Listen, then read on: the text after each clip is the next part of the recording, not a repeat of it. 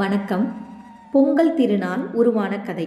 பொங்கல் தை மாதத்தின் தொடக்கத்தை குறிக்கும் அறுவடை திருவிழா. சூரிய கடவுளுக்கும் இயற்கைக்கும் விவசாயத்திற்கும் நன்றி தெரிவிக்கும் நாள்.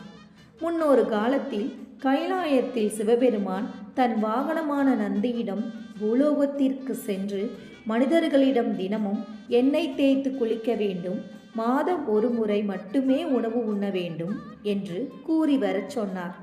ஆனால் நந்தியோ தவறுதலாக மக்களிடம் தினமும் உணவு உண்ண வேண்டும், மாதம் ஒரு முறை எண்ணெய் தேய்த்து குளிக்க வேண்டும் என்று தவறுதலாக கூறியது. இந்த தவறுதலால் சிவன் கோபம் கொண்டார். மனிதர்கள் தினமும் சாப்பிட வேண்டும் என்றால் தினமும் தானியங்களை உற்பத்தி செய்ய வேண்டும். அந்த நிலங்களை உழுவதற்கு உதவி தேவை. ஆகையால் நீயே பூலோகம் சென்று மனிதர்களுக்கு உதவி செய் என்று நந்தியை பூமிக்கு அனுப்பி வைத்தார் சிவபெருமான்.